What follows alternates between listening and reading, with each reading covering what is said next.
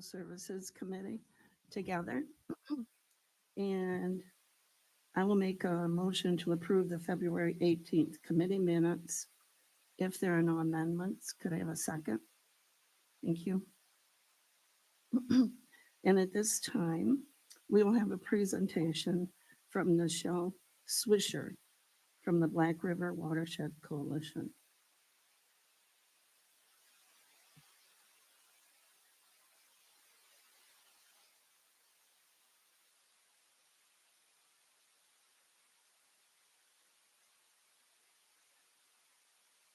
Everybody hear me? Okay. Thank you for having me today. I am Michelle Swisher. I'm the district manager at the Lewis County Soil and Water Conservation District, also the chairperson of the Lewis County Water Quality Coordinating Committee, and also apparently chairperson of the newly formed Black River Watershed Coalition. I want to give you a little background first. So for those of you who don't know, the Lewis County Soil and Water, there are 58 soil and water conservation districts across New York State. We are a contract agency with the county. We have our own district law. It's probably Joan's smallest book that she has on the shelf, but it is New York State Conservation District law. All of our positions are civil service except for one exempt treasurer position, and we have a 5-member board of directors. Some of you have served and some are continuing to serve. They are appointed by the legislature.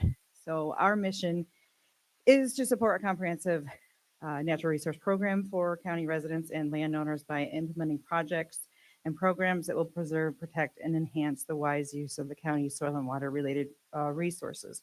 So that takes care of the soil and the water kind of natural resources in general. We're also given the lead by the Lewis County Legislature as the lead agency for management of non-point source pollution. So for those of you who don't know, non-point source pollution is basically pollution that doesn't come from a source. It comes from stormwater, comes from fields, comes from, parking lots, those kind of things. So New York State DEC regulates the stuff that come out of pipes. We try to manage, we're not regulatory, but we try to manage and provide technical assistance. Some unique things to the district law. We are allowed to take public equipment onto private property to implement best management practices. That is part of the law. So that is sometimes useful to, maybe it's out of the right of way of a highway, but it's solving a flooding problem. We can utilize the public equipment on the private property to either stabilize a stream bank, something like that. Our county attorney, the county attorney serves as our district or the district's attorney. We do get, this kind of has the total budget, 2024, for example, our county appropriation is $125,000. That represents about 8.7% of our revenue in 2024. The rest, we are grant writers. So this is where we get the funding. The purpose of those grants are usually, very small percentage of administration, and the rest is boots on the ground, implementation on the ground. So I just wanted to let you know that. And a little fun fact, for every dollar provided by the county, the district turns around into $11.45. So just wanted to let you know kind of where we are in the finances. We get our funding through the Environmental Protection Fund. We have reimbursement that we provide technical assistance to our constituents, and that we get reimbursed for half of that. So we have special projects as well. We have a Japanese knotweed, which is an invasive species project. We put money towards to try and help the county highway as well as the banks of the Black River. Then we have certain performance measures that we have to complete to get state reimbursement. We have the Ag Environmental Management Program, which is a planning process on farms to identify areas that may need assistance in protecting water quality. And then our second set of, or our third funding source is the Finger Lakes Lake Ontario Watershed Protection Alliance, or FLOPA. So that is our water quality funding. Everything else is grants, and I won't read, I know you can read through, so I won't read them for you. But We do consistently write grants, several grants every year. So I had mentioned before we're the lead agency for the Water Quality Coordinating Committee. For some reason, this is not displaying like it was displaying on my computer. So it's cutting things off. Anyway, we are the lead agency for non-point source management of non-point source pollution. And we therefore have a Water Quality Coordinating Committee, which consists of the Department of Planning, Highway, citizens, lake associations, health department, DEC, really anybody that has an interest in managing non-point source pollution can serve on that committee. We meet 6 times a year. So for those of you who don't know, the different colors on here represent watersheds in Lewis County. So you have up top Indian River Lakes and the Oswegatchie, that's all part of the St. Lawrence. You have the Black River, which is the light purple.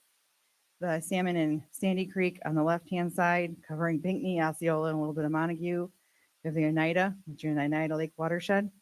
And then we have a little bit of the Mohawk as well. So all of our water basically goes into Lake Ontario or the St. Lawrence, except for that little portion of the Mohawk. So a lot of people don't associate us with the Great Lakes, but the fact that there's the Black River watershed, bouncing that down into the watershed, into, put it in perspective.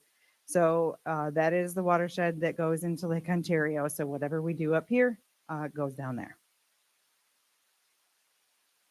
I told you that we had a funding source called FLOPA that's 25 counties in New York State. All of these watersheds flow either into the Finger Lakes and then into Lake Ontario or are direct tributaries of Lake Ontario. We have one executive director at about 5% administration. I'm the Eastern region rep for FLOPA. And you'll notice that there are 25 counties highlighted total. Those in the lighter are the 5 counties that are in the Black River watershed. So we have Hamilton, Herkimer, Jefferson, Lewis, and Oneida. That is 1.2 million acres in the watershed, and it contains clearly, as we all know, the Adirondack Park and the Tug Hill Plateau. Watersheds don't know political boundaries. We have 5 counties, 1 city, 37 towns, 18 villages, total of 61 units of government. So that can be interesting to try and coordinate. Some stats on the actual watershed itself. I won't read for you some of the things that surprised me. 500 lakes and ponds, 33,500 acres of lakes and reservoirs. It is 1.2 million acres. And we are the most regulated watershed in the Northeast. We have 178 dams. I'm going to put it in perspective for you. We're comparing the Mohawk River, for example. There's also a Mohawk River coalition of districts that we belong to. The Black River has 5 counties, Mohawk River has 14. We are kind of maybe half of the Mohawk River in square miles. But look at the miles of rivers and streams. We have almost as many as the Mohawk. And then you look at the acres of lakes, ponds, and reservoirs.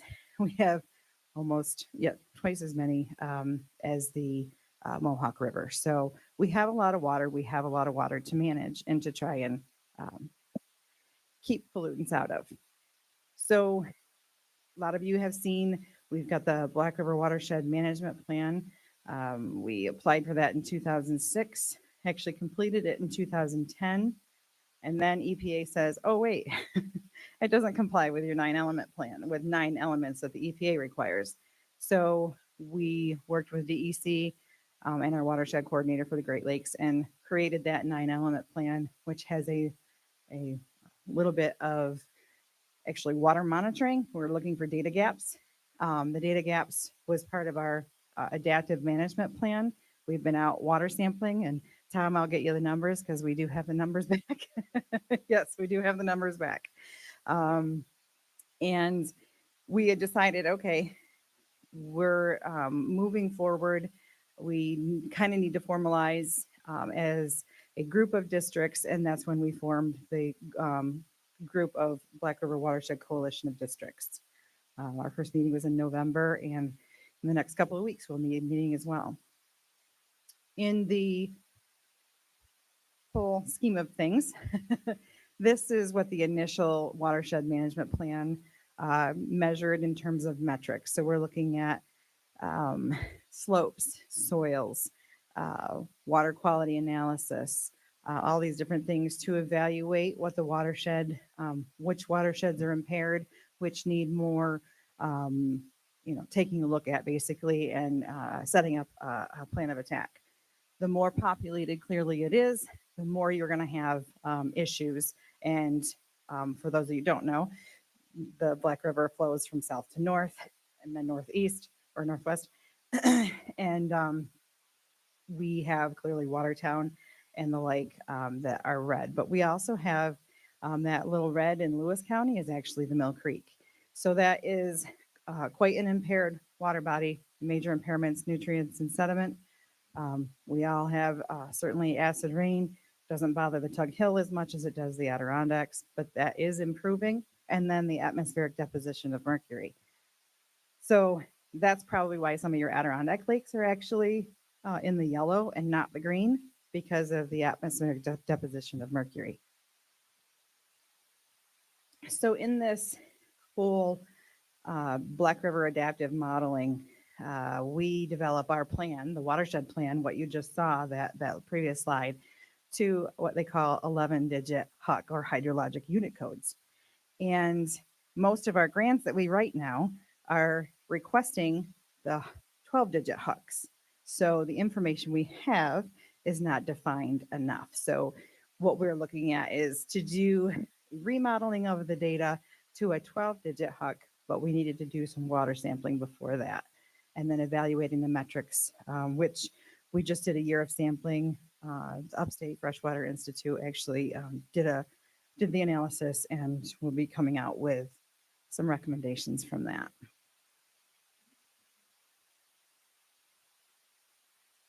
So phase one, phase two, phase one, you're looking at to engage the public, review the existing data, evaluate the water quality monitoring needed to support the implementation, watershed modeling, and planning efforts.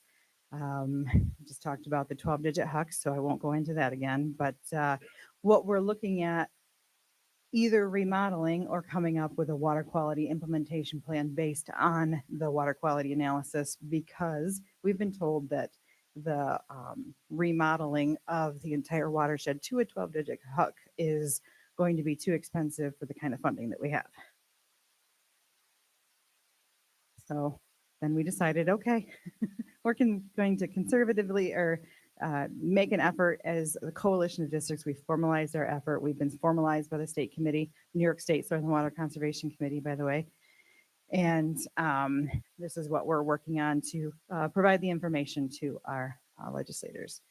We actually, this was in June. We have annual Black River Watershed Conference. That conference is for municipalities.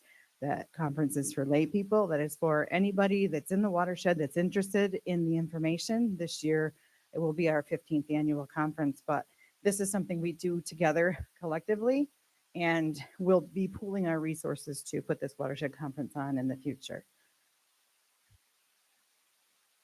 This is just some of our presenters at last year's conference in Old Forge. Now it's kind of crazy. You're thinking Old Forge, but that's how, I mean, we go from Hamilton County all the way to the Dexter, Black River Bay. So we move it around. But the coalition was formed with a mission to educate the community about watershed management initiatives and to cooperatively implement conservation within the watershed to improve natural resources. So it's not just making a plan. Once we make the plan, we write the grants and we implement the grants. So these are some of our common goals. Maybe an example, as the picture shows, certainly if we can get cover crops on the land as opposed to leaving it bare for erosion, that improves water quality. But we have several common goals. I won't read them to you, but basically the purpose of them is to protect water quality as well as natural resources, whether it's doing evaluations on culverts, culvert sizing, flooding, stream bank erosion, hydroseeding, um, invasive species, general education, forestry practices, any of the above. Just example showing, I think this is Mike doing water quality sampling for UFI. Mike is our district technician.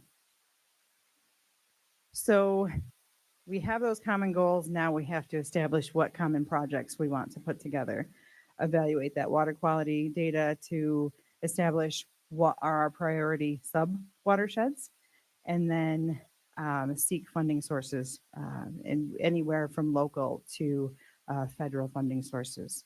There's some funding sources for the Great Lakes as well. What I've been asked to do is talk a little bit about one of our projects that we're looking at funding. This is the Mill Creek. Maybe you recognize it, maybe you don't. Is there a pointer on this?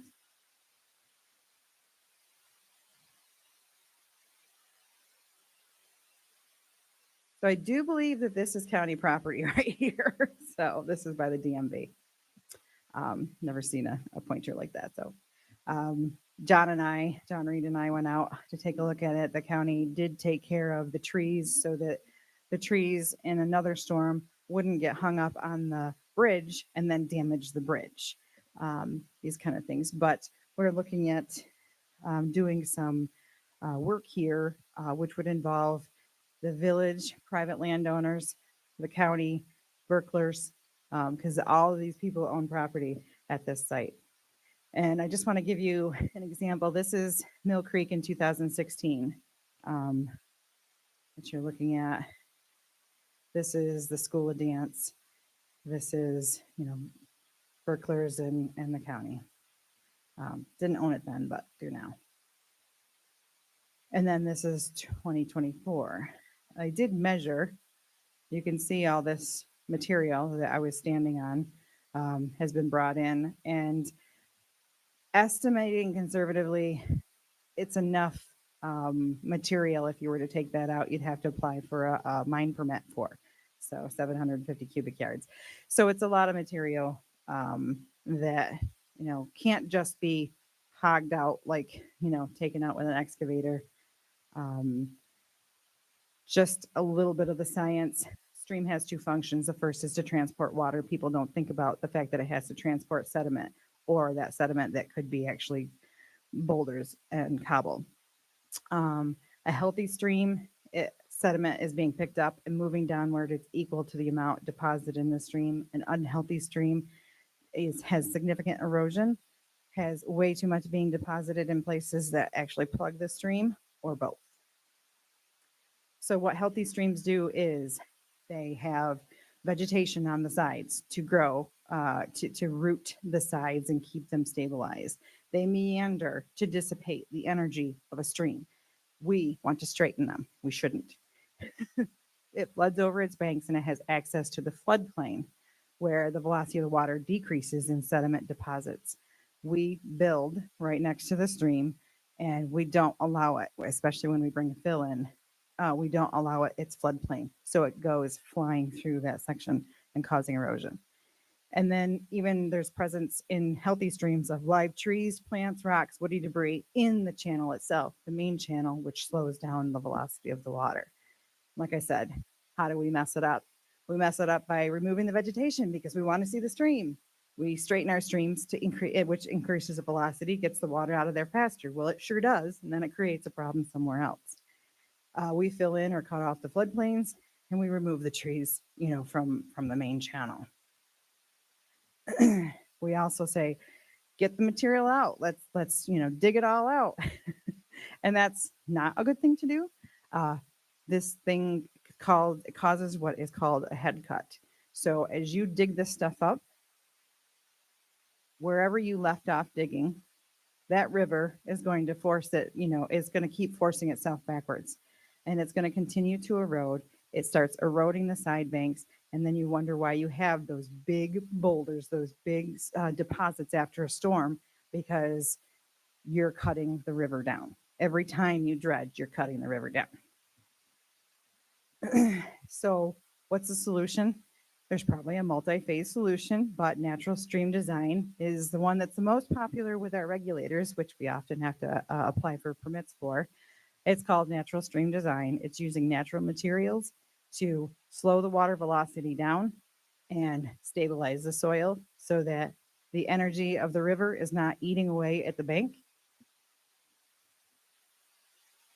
For example, what we have right here is actually the county highway put in.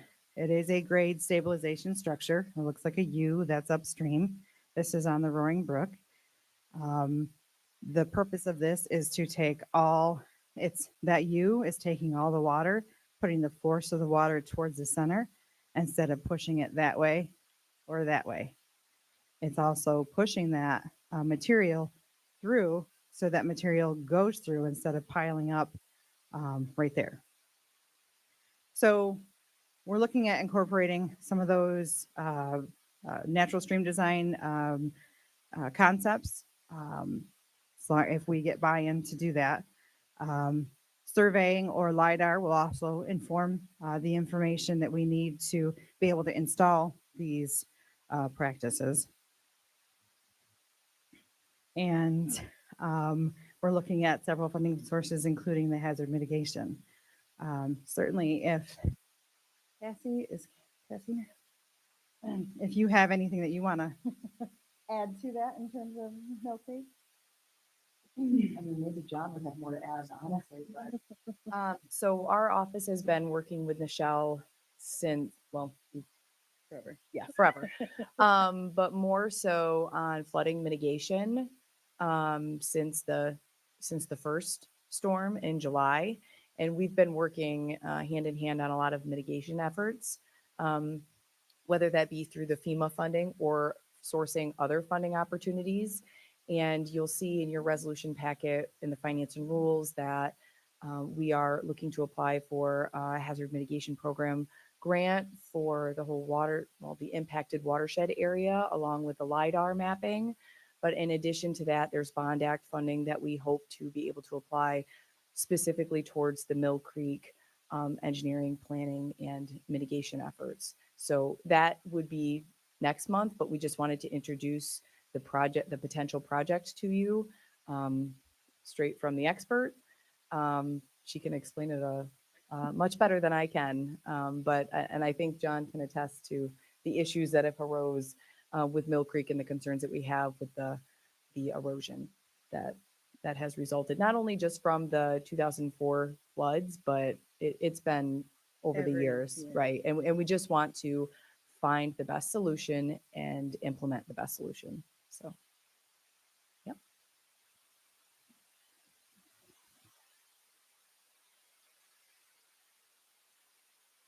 What caused have you determined what caused the erosion and the problem on Mill Creek? Was it the bridge, or what exactly caused that problem? So there's several factors that cause the erosion.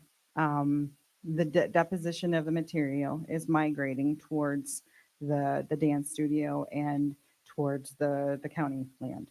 So as that deposition is migrating, it's pushing more towards the bank.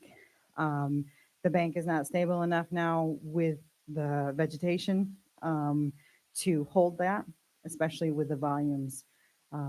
We are getting more water faster. It's certainly, that's whether you believe in climate change or not, we are getting our temperatures, our weather regimes are different. Our storms are more intense than they've ever been. Plus the fact that you have, the East State Street has a support in the middle. And so ideally when we are sizing culverts or bridges for streams, you want to make the culvert invisible to the stream. So that means there's no impact. Most of ours are not like that. It's expensive to do it that way. But there is a center support, and often trees will back up in that, causing all sorts of chaos. There's certainly some swirling around the head walls on the East State Street, which just contributes to it. So there's just a number of factors that are doing it, and we're trying to find ways that are least expensive, but still, something that's going to be acceptable to regulators, to get permits to put them in and solve the problem. I got a question regarding the funding for it. With what's going on in Washington right now, can these projects still be maintained if the federal funds dry up on this? And is Mill Creek a priority that would come to stay at the top of the list? So in terms of, I will just say, I'm going to speak in the water quality aspect. Mill Creek is the highest priority. So that is the one red watershed that you saw. Everything else was in Watertown when you looked at the priority of the watersheds. It's, certainly the most populated. We do have other funding sources that we can look at if the hazard mitigation wasn't potential, which would be the WQIP Water Quality Improvement Program through New York State DEC. We can apply for that funding. And there's probably some other climate resilience things that could potentially. We have sources and that are a little questionable, Great Lakes Commission, the Great Lakes Restoration Initiative, those are federal dollars. You don't know what's going to happen to those federal dollars. So, but the impetus all behind it is water quality, but also climate resiliency. So the answer, okay. Yeah, it is. Yeah, I think everything federal is up in the air right now, even the USGS. I have a question, Michelle. Yeah. How much of an impact do you see there's a lot of fields that are getting tiled a lot more than what they were like 10, 15, 20 years ago. Do you see that water coming off them fields causing issues? So it honestly depends on the soil type. It depends on the slope of the tile. Sometimes if you're taking basically what tile does, you lay it every 40, every 50 feet, and you're taking 25, feet from every, either side, 20, 25 feet, and that's drawing the water table down. So instead of overland flow, it would be going into the tile. So you may be getting rid of rill and sheet erosion, which is erosion that creates a concentrated flow over the land, but you do speed up the speed at which it goes through and then empties into a waterway. So, should be proper rock outlet protection for tile lines. Otherwise, they're going to, it's going to continue to erode back into the field and cause them problems for their fields.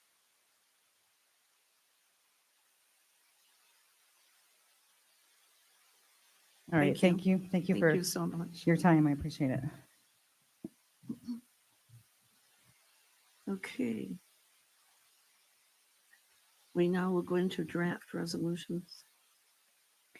The first one is appointing Matthew Morrow, Director of Probation, as the coordinator of the Threat Assessment and Management Team, and directs him to form the team and work with Squad 9 consultants to develop the county's domestic terrorism prevention plan. Any discussion? All in favor, say aye. Any nays? Thank you. Authorizing a shared services agreement between Lewis County and New York State Department of Transportation to share certain materials and services to promote and assist the maintenance of roads and highways for maximum cost savings to both parties, beginning retroactive to September 1st, 2022 and ending August 31st, 2026, with each party contributing no more than $308,000. Any discussion? All in favor, say aye. Any nays? Awarding a bid and authorizing a contract with M.J. Leindecker Logging LLC for timber harvesting on Pine Grove Road in the town of Watson at an amount of $187,610 payable to the county for the term of April 8th, 2025 through April 30th, 2027. Any discussion? All in favor, say aye. Any nays? Setting a public hearing for May 6, 2025 at 5:00 p.m. for the purpose of receiving public comment regarding the proposed addition of approximately 3.2 miles of county property and Robert and Jacqueline Aiden property to the Lewis County OHV trail system. Any discussion? All in favor, say aye. Any nays? Carried. Setting a public hearing for May 6, 2025 at 5:00 PM for the purpose of receiving public comment regarding the proposed addition of approximately 678 feet of Lynette Franks and Scott Lamson property and Louise Jr. and Connie Gorsica property to the Lewis County OHV Trail System. Any discussion? All in favor, say aye. Any nays? Carried. Introductory local law number 1-2025, a local law permitting all-terrain vehicle off-highway vehicle operation on approximately 0.1 miles of a certain portion of County Road 30, which is Cemetery Road and Mill Street, in the town of Martinsburg to connect the existing OHV trail system from the town of Martinsburg Trail to and through the Franks Lamson property, and setting the public hearing for May 6, 2025 at 5:00 PM. Any discussion? All in favor, say aye. Any nays? Carried. Introductory local law number 2-2025, a local law permitting all-terrain vehicle off-highway vehicle operation on approximately 5 miles of a certain portion of County Road 32, which is Glendale Road in the town of Martinsburg to connect the TIS Trail, the Gorsica Trail, Whitaker Park, and Franks Lamson Trail, and setting the public hearing for May 6, 2025 at 5:00 PM. Any discussion? All in favor, say aye. Any nays? Carried. Introductory local law number 3-2025, a local law permitting all-terrain vehicle off-highway vehicle operation on approximately 0.3 miles of a certain portion of County Road 80, which is the Glenfield Road in the town of Martinsburg to connect the existing OHV trail system from the TIS Trail to and through the Glenfield School Trail, and setting the public hearing for May 6, 2025 at 5:00 PM. Any discussion? All in favor, say aye. Any nays? Carried. And the last one I have is introductory local law number 4-2025, a local law permitting all-terrain vehicle off-highway vehicle operation on approximately 1.1 miles of a certain portion of County Road 53, which is Main Street and Blue Street in the town of Martinsburg to connect the existing OHV trail system from the Pioneer Trail to the Glenfield School Trail and Field Day Trail, and set public hearing for May 6, 2025 at 5:00 PM. Any discussion? Yeah, how close is this to the old Glenfield School? Is it this one?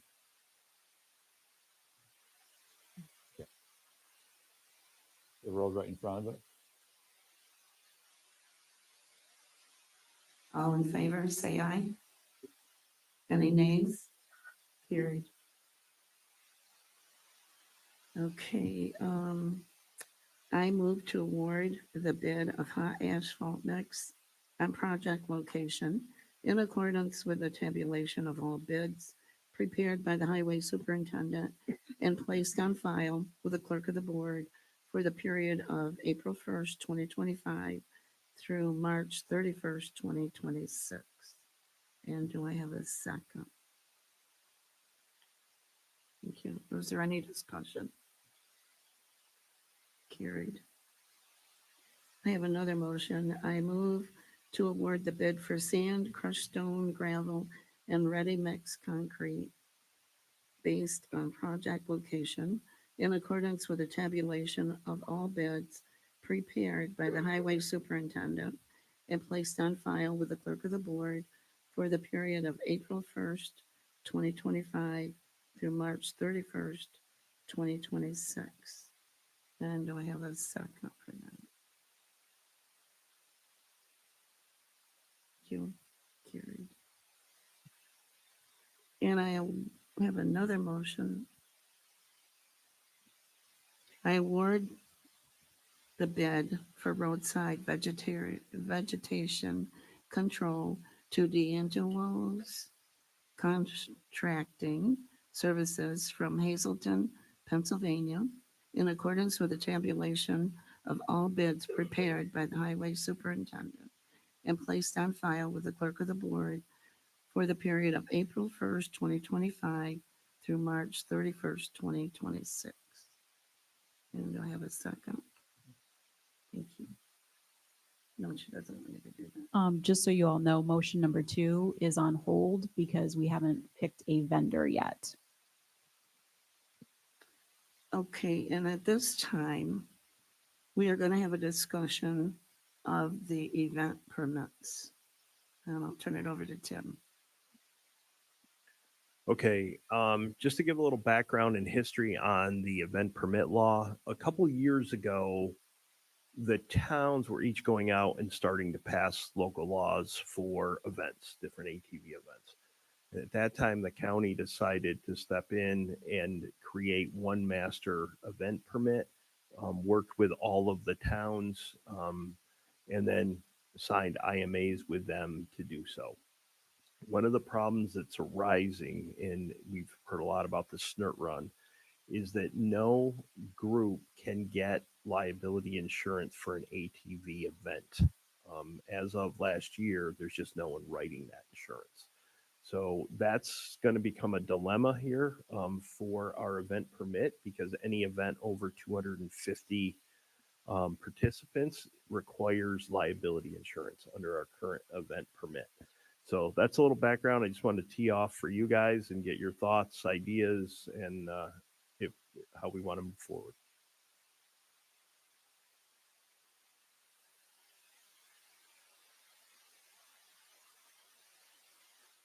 Any discussion?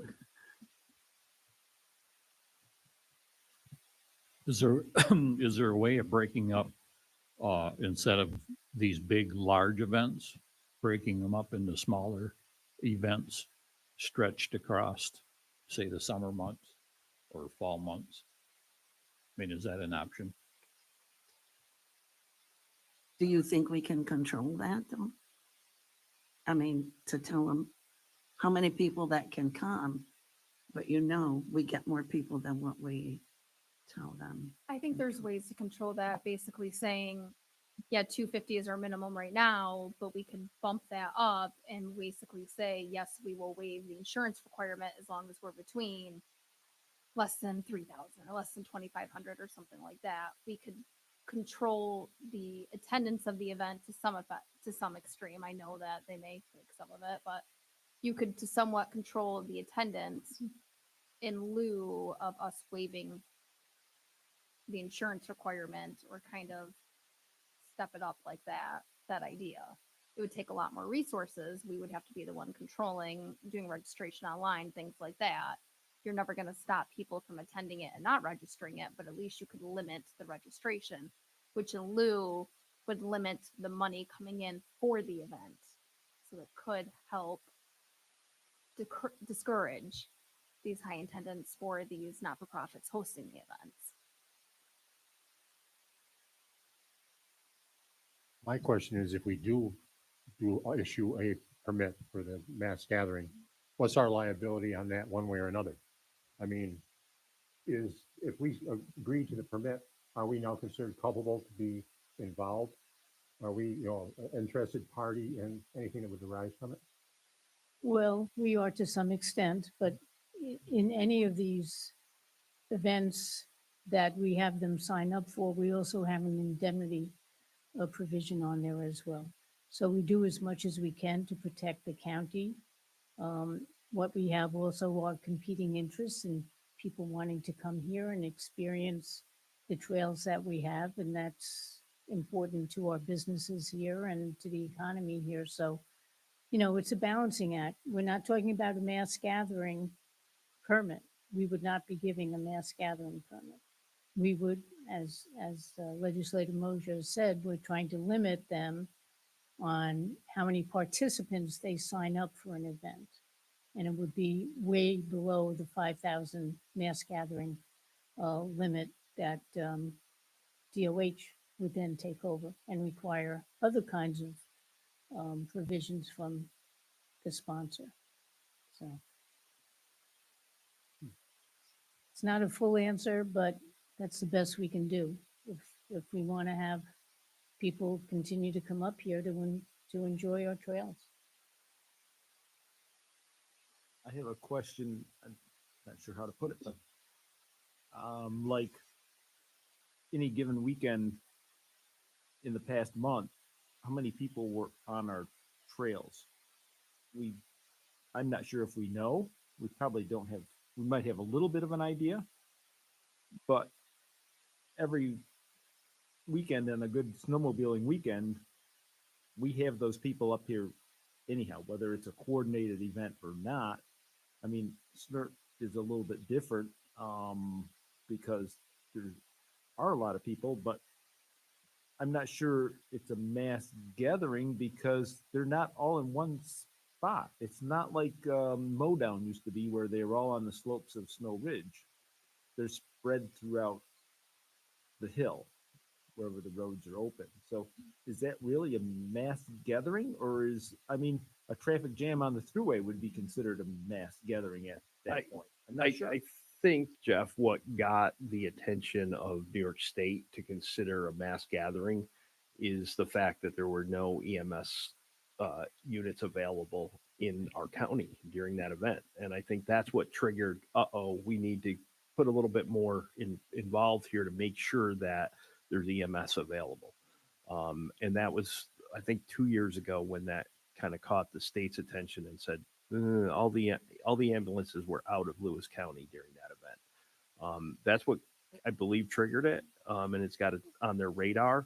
But I agree with you. I mean, it's spread out, but we still do have to be concerned about the local resources being available to our community during one of these events. So I think there's two different things. There's the mass gathering, and so far the only one the state has said meets that is the SNRT run because they feel it's gotten over 5,000 people at it.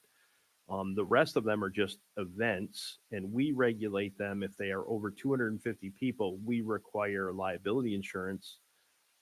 One, there's really no way to know for sure if it's 250 or 500 people that show up to these things. And two, no one can get the insurance. So that's really kind of the tricky spot we're in right now.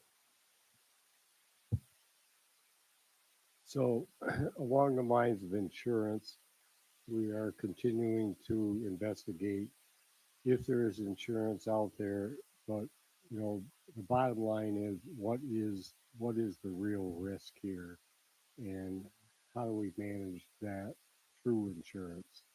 We're not really sure at this point how big the risk is. We're trying to line up some meetings with NYMER, our insurance company, to try to ascertain what that risk is, along the lines of trying to control the ATV population, so to speak, and spread it out evenly throughout the summer. Would require probably that some entity, or we form some association or some entity that issues online permits and basically promotes and controls the event itself, so that we can limit registrations or participants by through an online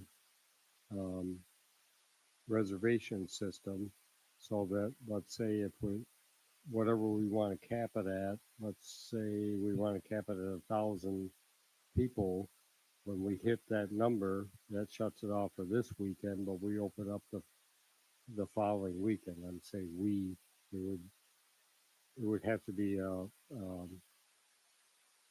coordinated, or an entity outside the county. I don't think the county per se, I don't believe at this point can really take ownership of it.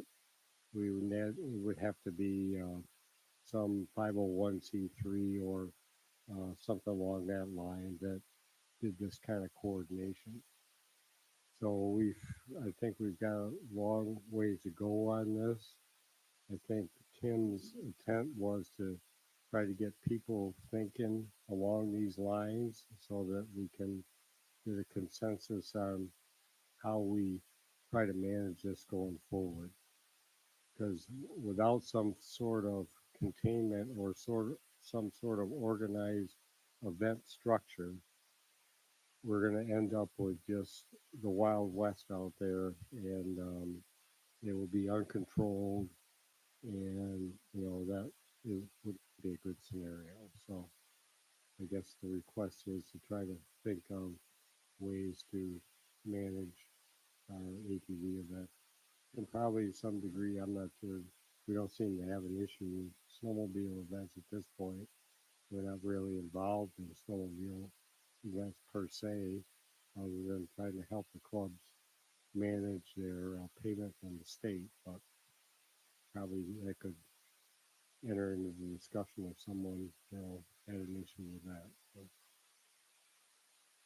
that's all I can think of at the moment. Bill clubs as well We for do. their events, but they also have to go through New York State parks.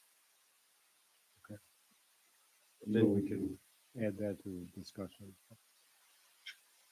Two other points to follow up, Larry. One is when an ATV actually gets a Lewis County trail permit, we verify that they have insurance on that vehicle, and we also have them sign a waiver. So that gives a little bit of added protection in that capacity. And also, to Larry's point, we're not looking to solve this today, but we got to start the conversation because it is going to become a bigger problem. And we did have a number of town highway superintendents reach out to us, concerned that these events are just going to start happening and their roads are going to get damaged, and how are they going to deal with it? So, To add to that, Tim, I think, the event permit process starts at 250, as Jessica mentioned, maybe increase that to 1,500, 2,500, have the QR code online. And in that event, you purchase a Lewis County trail permit, which in turn shows the owner, operator of that machine has insurance. And that in turn is another layer to be covered with the domino effect.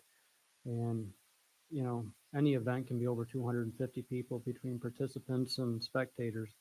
And a lot of these events are growing. As Jeff mentioned, they are spread out across the Tug Hill area. So they're not congested in one location. But again, as Tim mentioned, some of the highway supers are concerned that if it can't, I'm not saying controlled, but if we can't come to common grounds and have some control of it, the towns may look at not having their roads open with their local laws for ATVs. And then it becomes, as Larry mentioned, the Wild West or a kind of a free for all. But the other side of the coin is they are public roads. So they are open to the public. So it's polluted. It's not an easy answer, but I would think increasing the participants to 1,500 or 2,000 limits a couple of the major events. And then you still fill out your event permit online if you have 100 participants, but the insurance does not kick in. And then again, that has to be modified at that 1,500 or 2,500 participant mark. The insurance is a little bit of an issue because there's a difference between the individual rider participant having insurance and then the event having insurance, because then there's a discrepancy between insurance covering an observer versus insurance covering a participant, which is a problem. And also we have to be careful about relying on waivers, because waivers they don't necessarily even mean what it says they mean, that there's ways to get away around a waiver. So we have to try to figure out other alternatives that aren't so heavily reliant on insurance and waivers, knowing they may not protect us the way we think they do. And to me, even if you raise it, if you throw an event and you get more people there than you think you're still responsible for them. You had the event. The last insurance policy I seen for the last net run, it was insured for 5,000 spectators, not even participants. I mean, we're really playing a lot of gray area.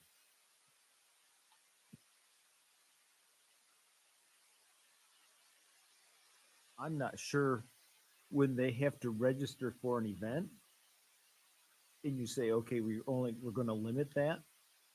Well, what's to stop them from just coming up and riding? I mean, what's the difference if you registered for an event or you just come up right? You can't all of a sudden say, well, we've reached the limit and nobody else can go on the trails, but there's no way of stopping that. And people just Right. will ride the train. I mean, I'm just riding, I'm not in the event. Well, The how only, do you tell the difference? the only issue you'd have is at least the sponsor would be cut off financially. So if we cap them at 3,000, their financial registration fee gets capped at 3,000. There may still be 2 more thousand that come up and ride, but they won't get paid on those 2,000 people. So they may not have the same monetary incentive to try to increase the run. Doesn't mean they won't come run anyway, but at least in theory, the sponsors shouldn't be so monetarily considering increasing the run because they're not getting paid off of it. But That makes sense. I would agree with. Jeff, one of the concerns that the towns have brought forward is exactly what you're talking about. People are still going to come up here and ride. And so even though the SNRT event hasn't been able to obtain insurance and has been canceled, there's groups that have formed to invite people up here. And now it's going to be a free for all. Before it was somewhat controlled. We had certain roads that were open and closed. We had people out there cleaning up and traffic control and parking regulations. And at least there was an attempt to create some semblance of control. That's going to be gone now. And that's probably the biggest concern I think the towns have expressed. I would agree with that. That can cause trouble. I mean, there was a lot of work that went into like last year's NERD event to control that and to make it safer, better, people protected. And now it's like you said, it's going to be a free for all if it's not there. And last thing to add to that is the towns can close the roads. You know, if that was the worst case event, 2 ATVs with their local law, but a UTV does not exist on paper in the state of New York. It's 1,001 pounds. Anything over that, it's not an ATV. So again, if they're public roads, you can operate a UTV. The majority of them are over 1,000 pounds. That's a classification that does not exist in the state of New York for a traffic ticket. So and the only way to enforce a closed road is to have a barricade and people patrolling it, because otherwise you're not enforcing anything. You're trying to discourage it, but they can go right around it because, like you're saying, it's public. Thank you. We'll continue to work on this and try to draft some changes that perhaps answer some of these questions. I made a few notes here about registration numbers and trying to get away from the waivers and insurance requirements. But we'll see what we can figure out. Next step is to meet with our insurance company and see what they will allow. Thank you. At this time, I'll make a motion to adjourn. Do I have a second? Thank you.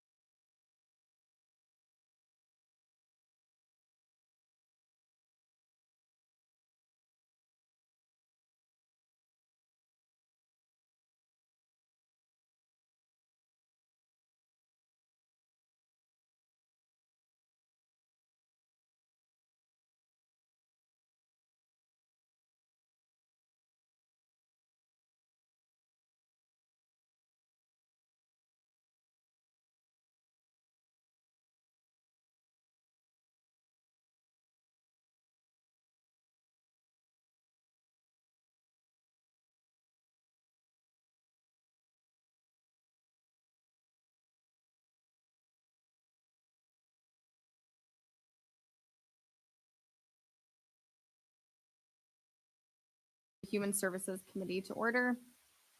We're going to make a motion to approve the minutes from February 18th, the committee minutes, if no amendments. Do I have a second? Second. Give me a second. Any discussion? All in favor, say aye. Aye. Any opposed? So carried. We're going to begin with the presentation regarding the IGT payment, what is ahead in 2025. So I'll invite Jeff Hellinger up.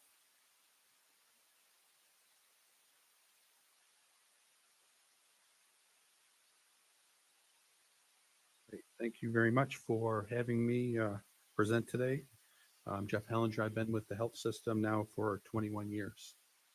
The presentation is on IGT. At the hospital, we refer to it as a Medicaid supplemental payment, so we'll get into that in a little bit. But I gave you a presentation. All the slides that I'm going to go through are in your packet. I won't read all the bullet points, but if you have any questions, you can let me know.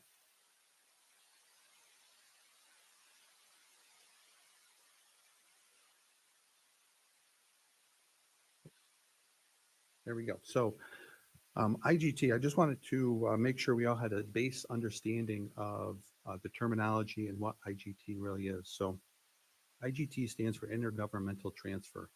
And really, it is just a payment mechanism to transfer funds between levels of government.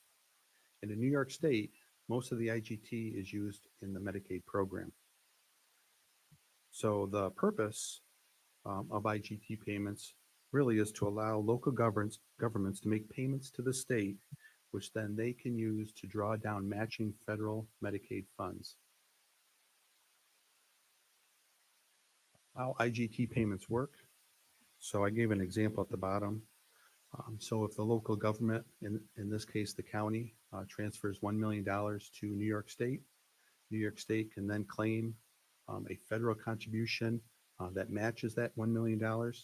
So then the total Medicaid funding does increase by $2 million, and in this case, the hospital would receive the full $2 million.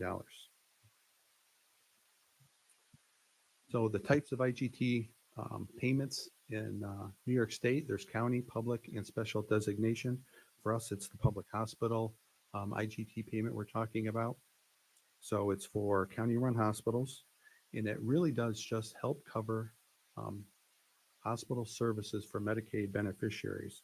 So the Medicaid payments that are paid to us for services do not cover the cost of providing these services. The Medicaid rates in the state of New York are very, very low. So this funding is needed to help cover the cost that the hospital incurs by providing these services. So the benefits of the IGT payments are basically to increase federal funding for the Medicaid services. This enhanced funding helps offer better services to underserved communities. So without this additional Medicaid funding to the hospital, we wouldn't be able to provide all the services that we do for our communities. So the challenges. So the second bullet point is really our biggest challenge. So some local governments may struggle making very large IGT payments, especially with limited budgets. The problem that we have, and I can appreciate Eric's struggle, is the payments are really not known and the timing is unknown. And we'll get into that when we get into some of the specifics. So the recent developments of IGT payments. So with the potential federal budget cuts, there could be reduced federal matching, and it could in fact affect the entire IGT system. So the impacts of IGT for public hospitals and health systems. So hospitals see increased resources for care, so additional revenue for us, but the financial burden is on local governments, and that can be a challenge for them. But for the community, the ability for these funds can directly influence the health outcomes of our residents by ensuring more resources are available for low-income populations. So in conclusion, IGT payments are an essential mechanism to leverage additional federal funds. They provide financial benefits, so improving healthcare access and services are able to be had in our community. So we're going to get into the specific numbers in a bit, in just a second, but the Medicaid payment cap. So this is what drives the numbers. So it could be referred to as the Medicaid upper payment limit, Medicaid UPL, could be referred to as the dish cap. So, but it's basically a limit on the total amount of funding that is eligible for hospitals. So every hospital has a dish cap number that we can't receive more than that. So this is I knew this would be an eye test, so I gave a second packet that kind of goes through the numbers, and this is where I'll go through some of the examples. So the first sheet with the color that you have is this exact same sheet. So you'll see I did examples from the 2017 award all the way to the 2024 award. Now this is the hospital, not the nursing home at this time. So this is just the hospital. So and I color coded them, and the colors represent the year that the payment was made. So if you look to the second page, I just want to hone in on 2017 because there's a lot of years. I just want to kind of go through a few of them one at a time. So in 2017, the hospital had a dish cap of 2.4 million. So that number is in the upper left. So we received indigent care money, and that's 708,000. So that's taken away from our dish cap. So when you take the 2.4 million minus the 700,000, our total IGT or Medicaid supplement award is 1.7 million. So it's the third number over. So that was our award we received in 2017. But you'll see it took 4 years to finally figure out that was our final number. And it took 8 payments or 8 transactions to get to that 1.7 million. So you'll see in 2017, there was 3 payments, each for 123,000. And then 2018, there was 1 payment in February, and then a very large payment in May. And then because how the state works is they estimate what our dish cap is, and that drives the payments. So in May, it produced a $3.3 million payment. So as the years kind of went on and the audits finally happened for 2017, it was shown that we were paid too much. So that's why the 2 payments in 2020 and the 1 payment in 21 are actually retractions. So we were paid too much, so we needed to return that money. So at the end of the day, we did receive the $1.7 million, which was our dish cap. The next page is kind of the same thing. It's the 2018. Now the 2018 dish cap for us was 3.1 million. So with the indigent care money of almost 700,000, it made our IGT award of 2.48 million. So again, it took 4 years to finally finalize that payment. There was 2 years of payments and 2 years of retractions. So when the payments go out, that can be tough. Not knowing if there's going to be refunds. So in this case, in 2018, we had a $3.3 million payment, but in 2020, there was a $1.3 million retraction. Now, these are our figures. The county is half of this. So I just go off of what the hospital receives. So Jeff, if I could just interrupt you for a second. Yep. So if they determine that the award is 1.7 million, where do they come up with a $3.3 million payment? Yep. So I'll get to that in the next couple pages. So 2021. So that was just audited. That just completed like a month ago. So we're in 2025, and we're still talking about 2021.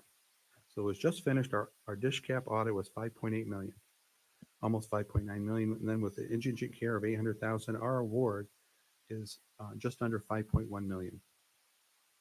So you'll see there was 3 payments, 2 in 21 and 1 in 24. So we received payments of $6.8 million. The county had to pay half of that.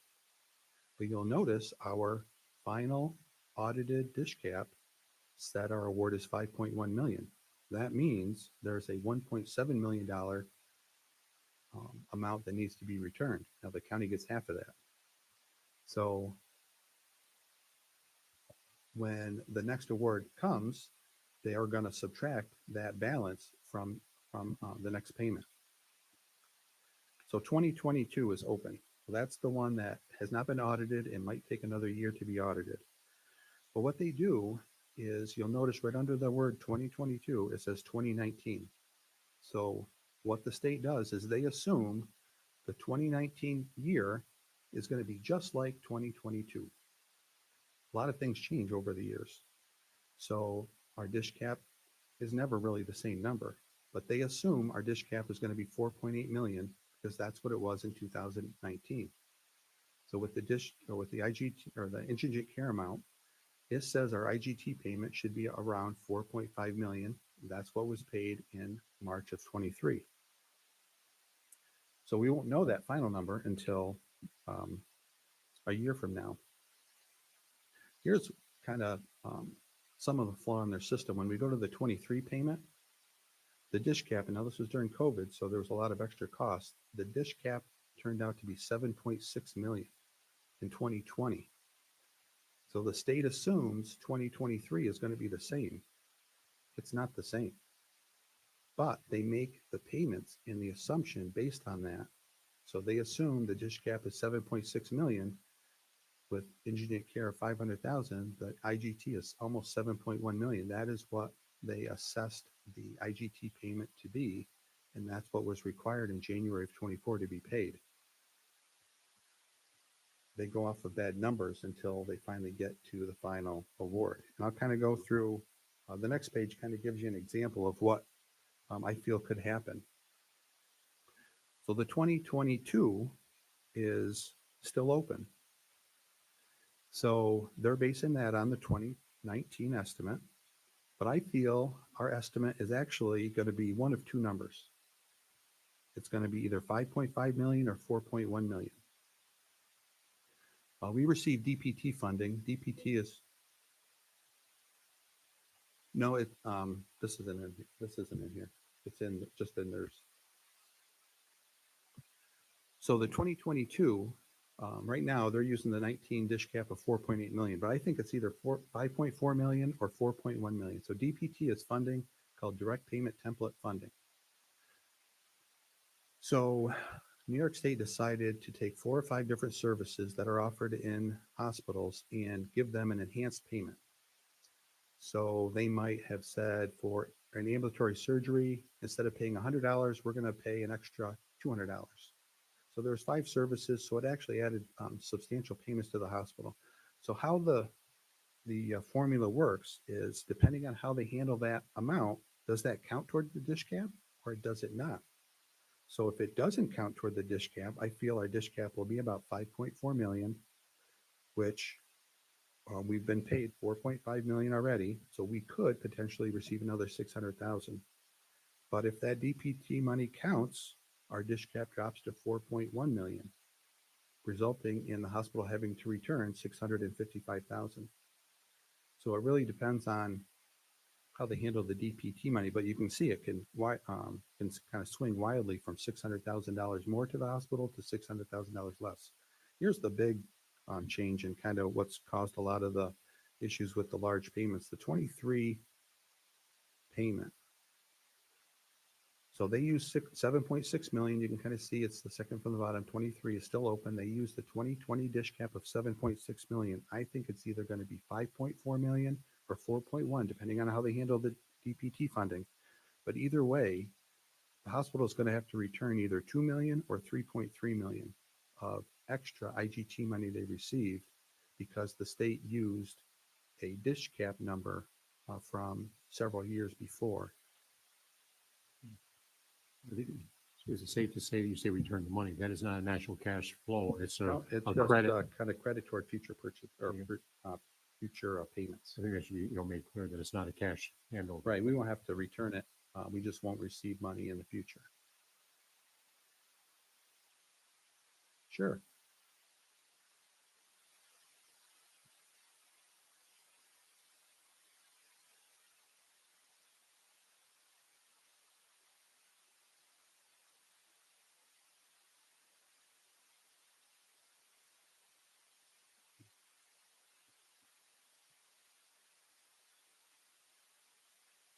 When the IGT award is made, we will only get whatever the county matches.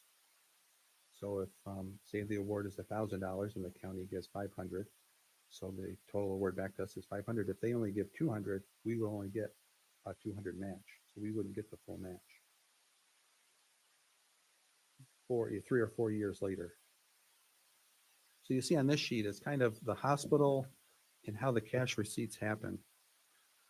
So I went back to 2017. You can go back further if you'd like. I just thought 2017 was far enough. So for the full year hospital IGT award, the cash that was received was $369,000 for those for that hospital award. You'll see that on the cover sheet. It's those three payments for $123,000. So the county's portion was 184 of that. But in 2018, there was several large payments. Actually, the 2017 was paid and the 2018 portion of that was paid. So there was a large amount received. So required a large amount of county dollars to match. But the assumptions were wrong and refunds needed to be made or non-payments. So 2019, there was no payments. 2020, it was reduced because there was a lot of takebacks. 21, the same thing. There was a lot of takebacks. 22, there's a lot of takebacks. So you can see if we were planning and the budget maybe was 2 million or $1.5 million for the hospital side, there was 4 years in a row, we did not spend that. The problem is in 2023, very large number, $8 million was received on the hospital side, but it was because the state used flawed logic in determining our IGT amount. So unfortunately, the county had to pay that up front, but I expect that to be reduced payments into the future to make up for the kind of the early payment. The next one, this was just the hospital. So the nursing home is a lot easier. It doesn't have kind of the back and forth. So the nursing home, so again, I went from 2017 all the way to 2023. The 2024 numbers are not out yet. So you see in 2017, we received 4.3 million was the award amount, and it came in 2 payments. And that's what the county was expecting. The state always said we'd pay 1 at the end of the year and 1 by the end of the state fiscal year. So you'd always kind of get 1 around November, December, maybe sometimes October, and then you'd get another one in February or March of the following year. And that's what happened in 2017. We got a payment in December, then a payment in March for the full award of 4.3 million.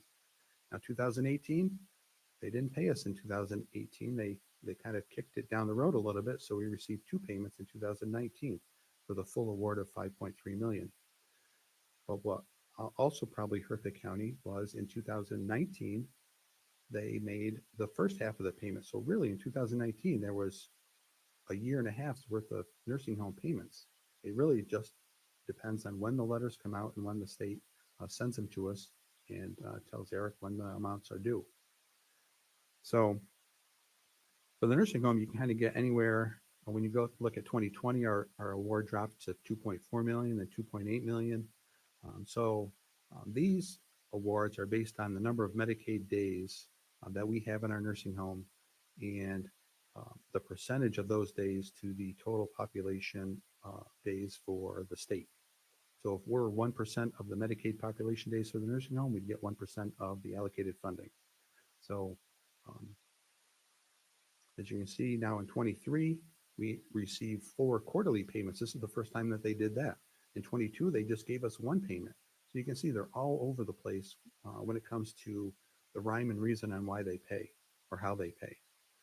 So it is very difficult to manage the cash flow because we don't really know. And then they give, I think, Eric, about 10 days to pay.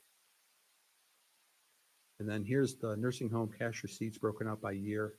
And you can see typically it would be pretty consistent, except for those years that they may maybe make an extra half a year payment or a year where they don't make a payment. So there's some fluctuation in these numbers too. But right now we are still waiting on the 2024 nursing home IGT award. We have not received any idea when it's coming or the amount,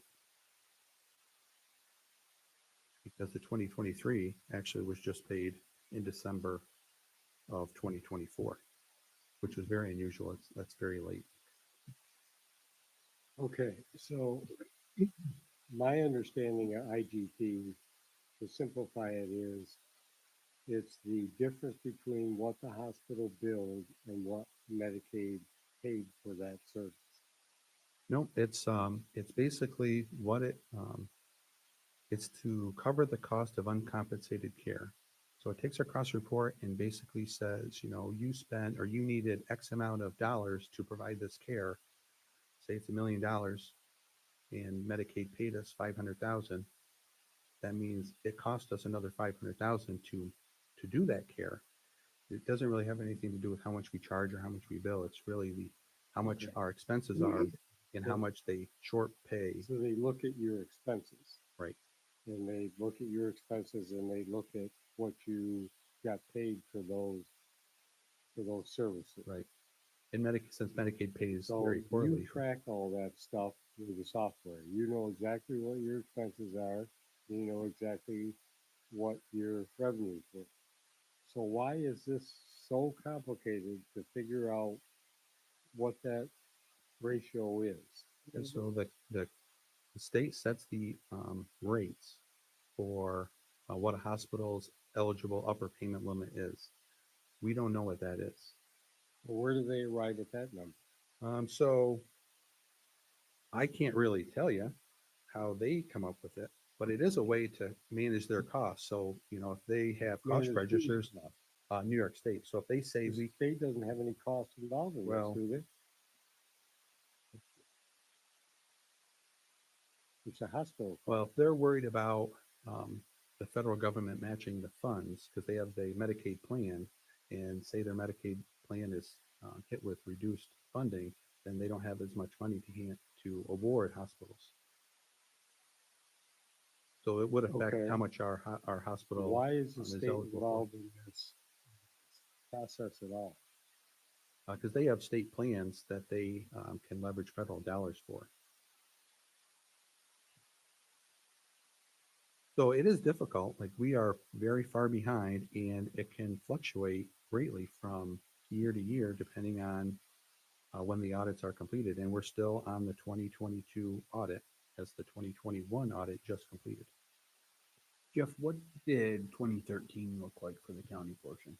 I mean, it wasn't on that, but I seen every 2013? 5 years it looked like the county portion was So substantially larger. yeah, so in 2023, 24, I think back then there was a overpayment as well. So then it started having some reductions. So there were several years where, for whatever reason, a wrong assumption is made by the state to have a very large dish cap number, so it results in higher payments. And then it kind of sorts itself out. So you'll see these kind of ups and downs as the years go by. So in 24 and 23, there was certainly a very large upswing to the county.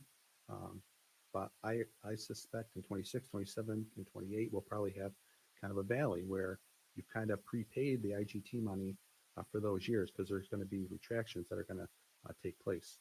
It's hard to trust it, but you would think, right? You would think they could get the system to smooth itself out, but it tends not to do that because, the assumption on 2020, it was a COVID year. We had a $7.6 million dish cap, and they used that same assumption to generate our 23 payment, which was not right, but that's kind of the way they do it. They always grab the most recent audited financials and apply that to the current year. Jeff, you mentioned that depends on what the federal government sends to the state to monitor. Doesn't Medicare have a set formula for services? In other words, don't they have a set formula, like say for an appendectomy, that this is a formula that we're going to use? Or does that depend on what the dollar amount coming from the federal government is? Yeah, so we're a critical access hospital. So we're a little bit different than most hospitals. There's about 20 of us in New York State. So being a critical access hospital, we're cost-based reimbursed. So we get 101% of our cost for Medicare and Medicare programs that follow the same rules. So if United Healthcare has a Medicare product, we are reimbursed 101% of our cost. So it's not like, this procedure is $100 and this one is $200. It's all based on our cost and our cost report submission. So it's really,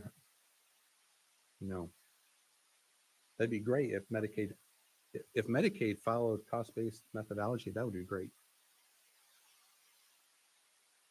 Seems to me like the state is managing their cash flow issues with these payments. If they're short of money during a period, they bill everybody excess, and then in their more flush years, they give it back. Yeah, in the nursing home, you'll see that. Like, it doesn't really make a lot of sense why it seems like almost every year they do something a little different. You know, instead of paying one half in November and one half in March, sometimes it's the full year, sometimes it's quarterly now. So yeah, it doesn't make a lot of sense. I wish they would just follow the same pattern and the same kind of methodology. It would make Eric's life a lot easier, because I can imagine it's a very difficult task to get a letter and have to come up with that payment in 10 days. Really no way of predicting what the number is going to be, because it's basically the state playing Russian roulette, or throwing a dart and saying this year's number is going to be this. Yeah, so we have a fairly good idea on the 22. That's the most recent one that's open. Except how are they going to handle the DPT funding? That's a question we don't know. That is new money that they just handed out. They've done it the last 2 years, but we don't know how they will classify it. I would think they would count it toward our dish cap, but I don't know. If they don't, that's additional money for us. But if they do count it, that would just be further reduction. But we'll know when the 2020 results are, and then we can use that same methodology to predict the 2023 number.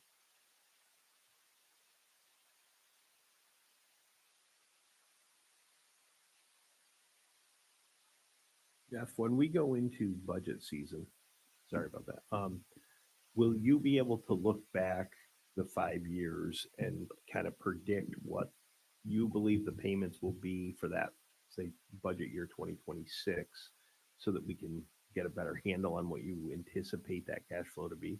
Yep. So it really depends on what dish cap number they use, and because that determines our payments. So if the state says we're going to use the 2020 dish cap number again, that'll artificially jump the dish cap number, resulting in a higher payment, even though we all know that that's not correct.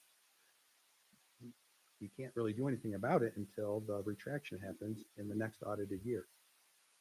Right, but you would know that that's an artificially inflated number. Right, so you'll just- know what the payments are going to be required, whether that's going to hold up or not. So But- like the $1.7 million refund, we've known about that for a while. We've been telling people that the hospital has to return I guess not return, will not get $1.7 million in the future, because we've already received it, resulting in the county not having to pay half of that toward a future payment. And I think our 2022 numbers is going to be too high. I think our 23 is definitely high. It's going to be $2 or $3 million return. So I just think these payments that we had to experience in 23 and 24 are just very high because of flawed assumptions by the state, and they'll get corrected once the audits happen. But again, that's not for future years. Jeff, hasn't he done any lobbying for us on this behalf? You know, Albany, to try and straighten this out so it's a more smooth, equitable process? I'm not sure if Haney's has done anything around this. I know a lot of counties do struggle with this, but we checked with all the counties that make these payments, and nobody has walked away with short paying or not paying. Every county has paid every dollar toward the IGT, because you get a dollar for dollar match. No, I meant more for that, the state level. Is there any lobbying to try and make the state understand the situation that these counties are dealing with? Yeah, I send notes and asking for data and see if we can get some idea. I know Eric sends that information to his contacts to see if he can get some type of heads up, any kind of warning on when the letters are coming or the amounts. And we just haven't gotten there yet. Thank you, Jeff. I think we'll have to just discuss it when budget time comes. Jessica, I'm sorry, can I jump in with a comment? So I think, I mean, to me, bottom line of the questions you just asked, I mean, we're not going to be able to predict how the state's going to pay this. I think Jeff can speak to it too. For 20 years of history, you can't predict it. I'm a believer in budgeting, of looking at trends and history. And I think with the information Jeff's provided, this is really good. We can do a better job of looking at those historical information and what is our expected nursing home amount, what is our expected hospital amount, and build a budget number. And it's not going to be significantly different from what we've been doing, but we've got better information that we can use. And then I think the other step we can start to take is let's also build a reserve that we can have in our general fund, that when the state throws us a curve and we need an extra $1 million or $2 million that year, we've got a reserve that we can use to balance that, knowing that 2 or 3 years down the road, we're going to have a lower year. So to me, I think that's a direction that we can start to work on and hopefully get a little bit more confident in the way we budget for this.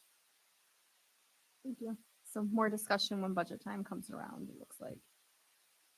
Okay, and so our next presenter is Jenny Jones, Commissioner of Social Services, on federal funding for Medicaid and Medicare.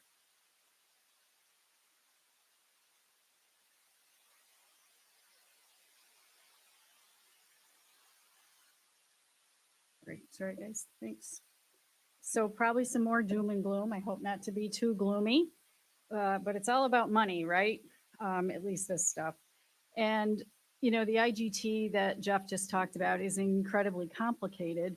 And so is some of the stuff that I'm going to talk about, and how the federal government decides how they pay, or how the state government decides they pay, quite often is delayed. Just as Jeff talked about, it's not uncommon for me at Social Services to get a child welfare settlement tool. It's 4 years later. You know, because it takes that long to do all the audits. But we're going to talk about, hopefully, some federal budget impacts. So I thought first what we should do is start with understanding what's housed at DSS and how our funding is. Okay, so family assistance, and you would think of that as like cash assistance to families. 50% federal funding, 50% state funding. Yay, no local funding on family assistance. Probably the smallest part of the caseload at Social Services. Safety net funding. Safety net, you would typically think of people that don't have children within the household. Single people, a lot of people with disabilities and struggles. 29% state funding and 71% local funding. So for many years, when they made this change at the state level, local commissioners have been advocating to move that back to a 50-50 split. When I started as commissioner, it was 50% local, 50% state. And you can see the big difference. Safety net is where most of our homeless people end up in that category. SNAP, 100% federal funding. So you want you want us really working on SNAP cases. SSI, you've all heard of that program. There is an 8% match into SSI because of the cost of living in New York State. So New York State puts some money in to help with that. HEAP, we're right in the middle of HEAP season here in Lewis County, 100% federal funding. Medicaid, here's the tricky one, right? 54% federal, 40% state, 6% local. Makes no sense, right? It really doesn't to me either, but that's kind of how the breakout works sometimes. 35 years ago when I started, it was really simple. 50% federal, 25% state, 25% local. But now it's all intermingled with Medicaid redesign. Stuff like Jeff talked about with the dish cap. The IGT is 50-50. What Jeff just talked about. We do have our child care program, 50% federal, 47% state. So to give you an understanding of how much money is involved. So family assistance, I talked about that being a small program. Federal funding, $113,000. Safety net, I get no federal funding for that. SNAP, $5 million. And Michelle was right, this lined up on my computer. SSI, I didn't know if anybody knew that, but look, $4.1 million comes into this county for people receiving SSI payments. HEAP is about $2.1 million. Medicaid, right there, the big one, $38 million. So $71 million was spent on Medicaid expenditures in Lewis County last year. About 5 years ago, it was 53 million. So Medicaid is in an unsustainable trajectory of cost. We all know that. The IGT is in there. Childcare, we get about 300,000 from the federal government. So if I look at temporary assistance, how many people are we actually talking about? We only have 39 cases and 86 individuals. Safety net, 40 cases and 42 individuals. So out of those two case types, we have 77 kids, 4 people over the age of 60, 44 that are disabled, and we're either working on SSI or they're trying to get well, and three that are able to work. And I put that little comment there about illegal immigrants are not eligible, just to make sure people understand that. Last week, I received a letter from the Administration for Children and Families in the federal government saying they're reviewing all public benefits to make sure they are not given to people that cross the border illegally. We have never been able to give benefits to people that do not have appropriate legal status here in the US. So I am 100% confident we have no cases. SNAP, that's a big amount of money into our local economy. For every $1.50 or for every dollar in SNAP benefits, $1.50 to the economic benefit of our community. So about $8.3 million into Lewis County, if you think of that. And it's about a 50-50 split of children and elderly, with the remainder being usually families that are working, that are of low income, that 1186. SSI, there's 571 individuals in Lewis County. HEAP, over 2,000 people get HEAP funding. Childcare right now, we pay for 116 children. We get about $305,000 in federal funding. I will tell you, I was just working on creating a wait list because we are out of money. We won't be able to sustain the program, and it looks like we're going to have to start a wait list for that. As you know, I've been in front of you before with Cassie Buell, and we've been discussing childcare, lack of childcare. Well, if you don't have the ability to pay for it, it just got worse. And my allocation did not grow. So Medicaid. So what's odd about Medicaid here is the fact that we have that cap. And I think, Larry, you were around back then when we went to Albany and walked around and tried to advocate to keep that cap. So before the cap, like I said, it was 50% federal, 25% state, 25% local. If you think the IGT and the dish cap is crazy, when you paid for everything on a fee-for-service basis, you might as well throw in a dart at the board to try to figure out what Medicaid was going to cost you. I saw years where someone perhaps had a liver transplant and it increased our Medicaid payments by a couple $1 million. So it was very crazy. So the cap came into effect many years ago, and it's based off a rate of inflation from how much Medicaid was paying in 2005. So think about that, 20 years ago. Healthcare costs have probably gone up since then. So, and there's a lot to that. That was the implementation of Medicaid managed care. The thought the state is taking over more of Medicaid, health homes, and care management for all, and they were going to drive down the price of Medicaid. That has not really happened. But I want you to take a look at how many people in Lewis County. Over 7,000 people are on Medicaid in Lewis County. That's a big payer in Lewis County. If you look across New York State, 43% of all children in New York State are on Medicaid. 53% of all babies are delivered on Medicaid insurance. 72% of all nursing home residents are covered by Medicaid. So think about that. In Jeff's presentation, when he talked about Medicaid and what they pay, so look at this big millions of dollars, how many people, and then realize Medicaid pays less than what it costs to provide the service. So I just wanted to give you that because the nursing home, the 72% of all nursing home people, in Lewis County, that averages out to about 125 people per month. But that totaled $8.7 million. Nursing home care, skilled nursing, is very expensive. What has grown exponentially in the last few years is other long-term care, $14.5 million. Many of you might have seen on TV recently about consumer-directed care and don't take my care away, and New York State's changing thing to one statewide fiscal intermediary. That program has grown by billions and billions of dollars, billions. And it is completely out of control. And that's part of that 14.5 million. We have about 130 people receiving home care services in Lewis County under that. And 37% of all ER clinics and outpatient surgeries are by Medicaid. So some potential federal considerations to consider. Now, I don't have a crystal ball. All I can do is read the news, listen to some of my counterparts that are, really into it, and try to figure out what we're going to do. So temporary assistance, there's talks at the federal government. They'll just, I'm sorry. How do I get that back? How do I decrease that? There, thank you. 10% across the board cuts.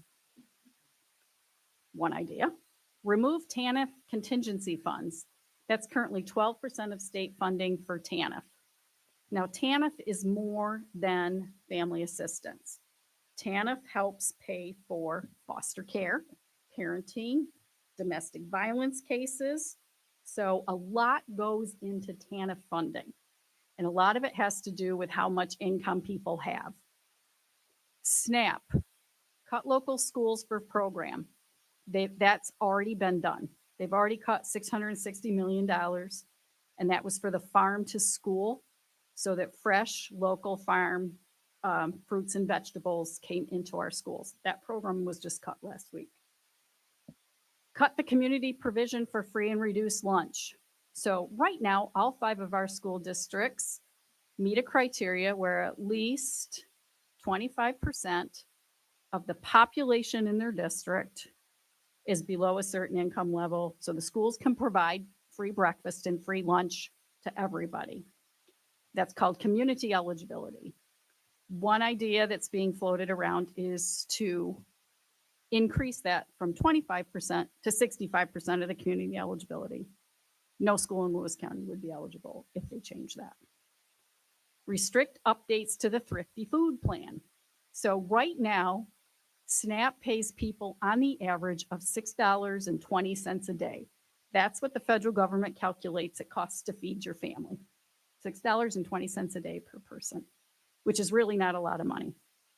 And the Thrifty Food Plan allows automatic increases to that when they survey a market basket of food. There's a very specific market basket that they look at. If they restrict the food plan, there'll be no increases to SNAP payments. Remove categorical eligibility. This one doesn't make sense to me if they're about efficiency, because categorical eligibility is things like if you're on public assistance, you automatically get SNAP. If you're on SSI, you automatically get SNAP. If they remove categorical eligibility, each case would have to be determined separately. So multiple applications. Categorical eligibility also allows things like if you're on SNAP, WIC is automatically assumed to be eligible, and so is free and reduced lunch. Expand the work requirements. Right now, New York State has a waiver for work requirements, so there's a talk about increasing work requirements. And just reduce what could be purchased. A lot of talk about should it look more like WIC, where you can only buy certain items when you're in the store. Medicaid, that's a big reduction that they're looking at.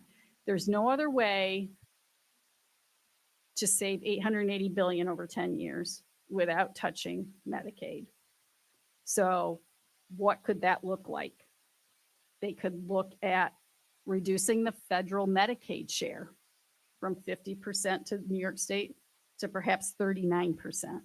So when you're talking millions and millions of dollars, that's a big cut. They could say, let's just block grant it to the states.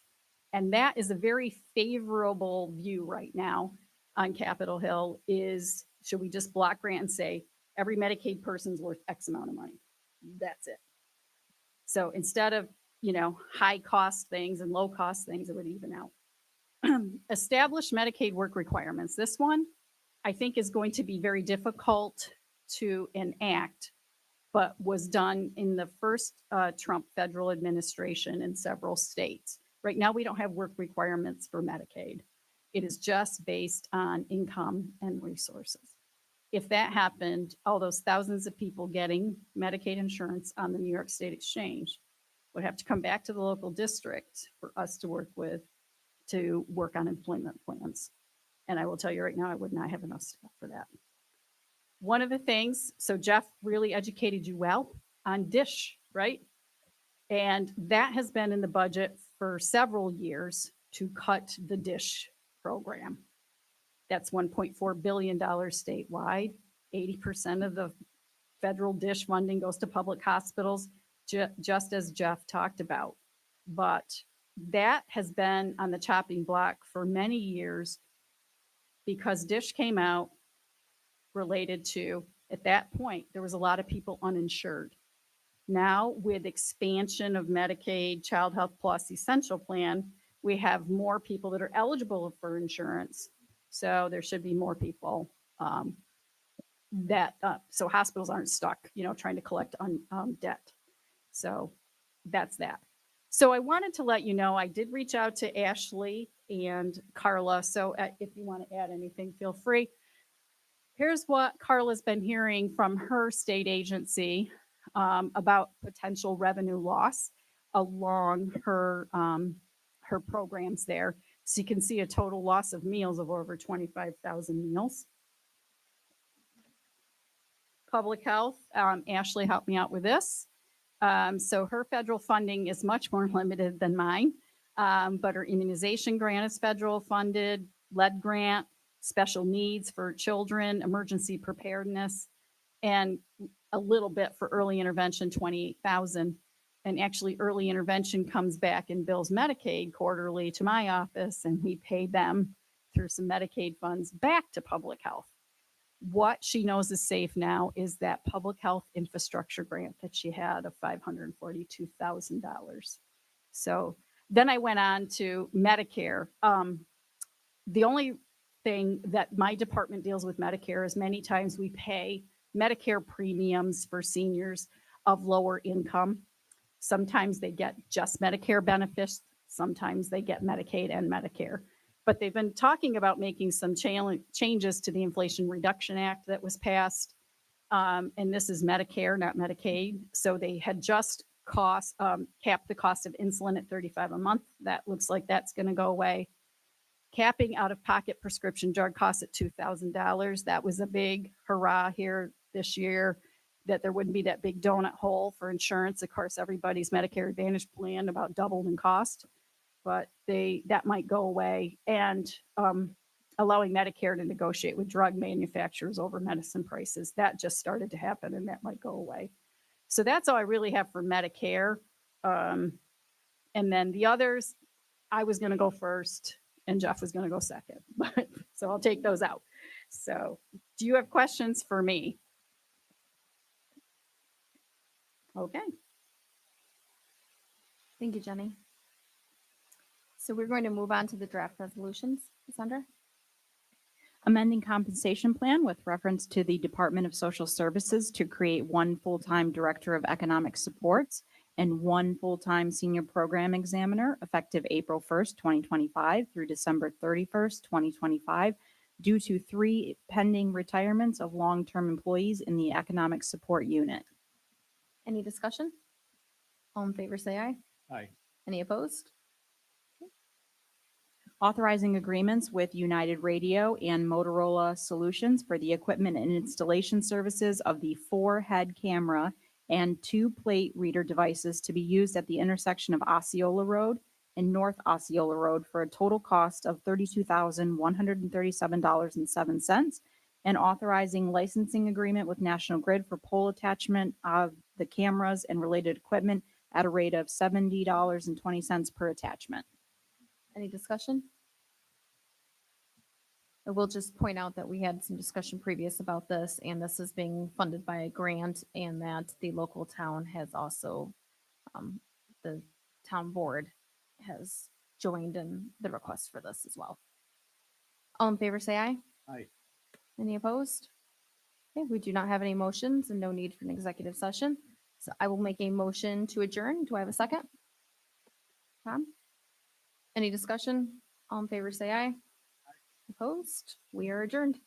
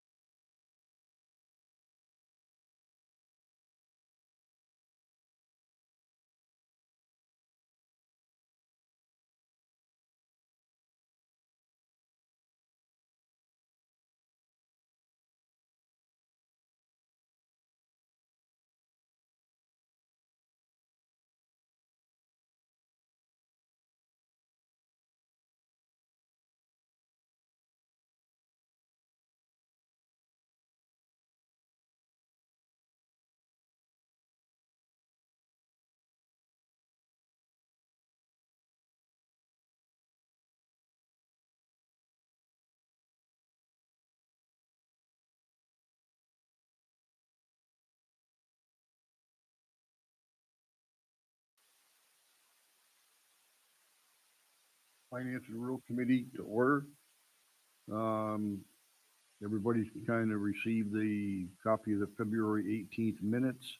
I'll make a motion to accept them if there aren't any changes. Do I get a second? Herb? All in favor, aye? Nay? The committee minutes are approved. And right now we have a presentation on property and site development plan from Cheyenne Styria from Natural Lewis. Thank you.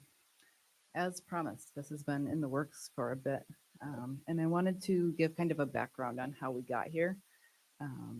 Starting in 2020, we did our first strategic planning for economic development, which is fun because we got interrupted by COVID halfway through, but we had over 100 people in a room really helping us kind of listen and then filter through our level of expertise where strategic planning was going to start for economic development under the IDA at that point. Fast forward a couple years, we've been plugging away at that. Needed to do an update in 2024 to start in 2025. So we again started to sit down with the Naturally Lewis board and discuss that. That time interrupted by some flooding. So apparently when we do strategic planning, we create natural or not natural disasters. But that kind of brings us to where we are currently. We didn't just arrive here out of nowhere. Our strategic plan for 2025 to 27 focused on building our community, inspiring people, partnering and collaborating and sustaining our legacy. So driving a little bit deeper into that, building our community is really where we're focusing for this presentation, and that's developing properties is where that falls. So just again to give you a context of how we got here and what Naturally Lewis has been tasked with is property and site development and presenting that plan to all of you. So again, looking back a little bit on some of the successes, and this kind of starts right before I was doing economic development, just because that's the context I have right now. Some of our successes, the Climax Manufacturing Building, when that was vacated, finding a new owner for that, making sure that asset wasn't lost to the community. The transition of the Fort Lyon Elementary School, the transition of the Glenfield Elementary School, which hopefully I'm not the first one to share this, but we just got word today that that did get funded through HCR. So that project will be moving forward. We're super, super excited about that. The Lions Falls Mill site, the Black River Valley Naturals building and business in that. Still work to be done on the rest of the site. The HDK Harrisville property, when that transitioned to DINK, there was a lot of moving parts in that. We were able to solve a puzzle and get that to DINK. You'll see the funnel in front of you. Sometimes, unfortunately, in economic development, things come all the way through that funnel and go back up to the top again because that property needs a new owner now. The Reenergy Lionsdale property going to MPI, that process is still in process to get that business up and running, but it was a property success. Tughill Artisan Roasters, the old jail, the county has been heavily involved in that, so thank you to that partnership. The Town Hall Theater transition from one owner to the next, and the Crumbs Bake Shop building revitalization. One of the things we need to think about when we look through that list is why were those projects or properties successful? And one of those things is community support. And you see a spectrum of communities that are adamantly opposed to development and some that are highly motivated. And then you have some in the middle that are just kind of cooperative and they'll kind of play along, but they're not really going to do much. And we want to see projects happening, or we do see projects happening in the more supportive to motivated end of that spectrum. The other thing we need to think about is developer competence. We can't do property and site development on our own, and that's not the way it should be. Our goal is always to empower and support private investment and private development. So when we look at the successful projects, they tend to be the projects that have more developer competence. The developer is more independent in their process. Otherwise, we're on the end of the spectrum that needs handholding, and we're talking about how do we manage this project for them. There's some that are worth it, and you'll see in a second. This is a graph that I like to refer to, and some of the projects we've worked on, and I feel like we're still kind of we're growing exponentially and how we're looking at economic development and how we're approaching it. We've had a lot in that lower kind of bright green square where the project might have low to moderate impact, I'm sorry, in the dark green square. But we're expending a lot of resources to get them to the end. Where we want to be kind of in the upper echelon there, where the project has greater impact, and hopefully we're landing developers who can do that mostly on their own with support from things that we need to sign off on the grant or the county needs to sign off on the grant or something like that. So all of that being said, to kind of set the stage for our plan for 2025 to 2027, and we're 77 days in, and I feel like we've been running. Where we've laid a lot of foundation and we've done a lot of things to set the stage for property development over the past 8 years. It's starting to snowball, and the spring is going to be really exciting, I think. First of all, we wanted to pick off the low-hanging fruit. It's always a balance of chasing after those long-term incremental change projects and doing the things where you can get some wins and get some things moving. One of those things we want to do this year is we're working with Camoin on developing an Attract What We Want plan. So that's kind of really focusing in on what does the current and next generation of workers want to do? What can they do in Lewis County? What's a fit? We know some of these things already. You guys know some of these things already. But refining that so that we really know what we're going after. Partnering to educate and encourage less than supportive communities. We want everybody pulling in the direction of improvement. And that's not always going to look the same everywhere, but we want to provide the education that we can.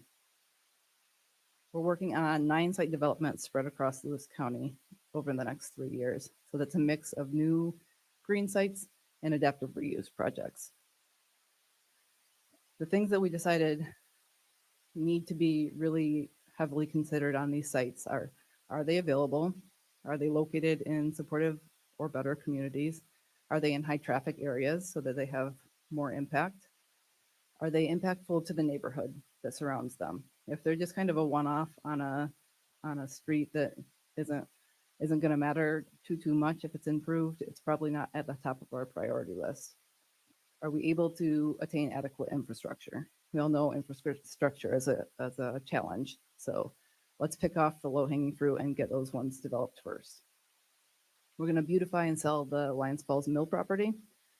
And along with that, gaining expertise in addressing sites with environmental needs. We're learning a lot in that realm right now. And clarifying our roles with Lewis County, whether that's with planning or just county in general. Yeah. Any questions so far? Okay. All right, and out of that plan, the goals, sites.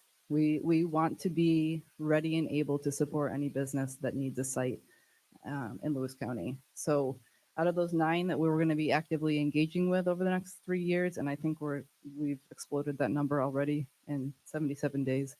We want 5 market-ready and turnkey sites within the next 3 years. That's a mix of new green and adaptive reuse sites. We need to be responsible financially, so we need to be break even or better on a cost benefit analysis.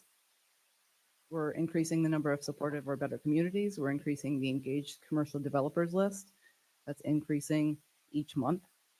I think I'm at least at 8 that would be here tomorrow if I asked them to be.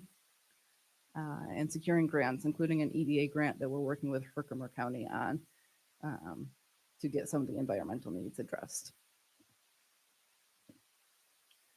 This chart just kind of lays out where Naturally Lewis is leading the property and site development plan and how that means we're engaging with different partners. That's Lewis County, that's our local development corporation, the LCDC, that's the IDA, and that's developers and businesses. Each of those entities plays a role in how we get to the goals and how we make things happen. Questions on that? Probably in the upper left-hand corner is where we're focused right now on codes compliance.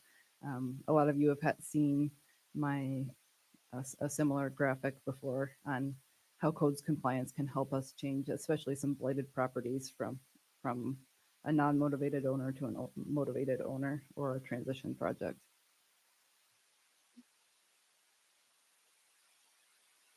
And that's just our engaged developers list. That's not the exciting part. Pipeline projects are not exciting for you guys.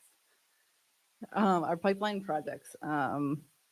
Another, yeah, this list, just as I was updating this presentation from what I presented to the Naturally Lewis board a couple months ago, we've seen 3 or 4 move from new/potential over to in progress. And again, we're going to see a lot of movement this spring with different grants being announced, and just things that are already in the works. In progress, Lions Falls Mill upper lot. We have a near forward grant to do some beautification/development readiness there.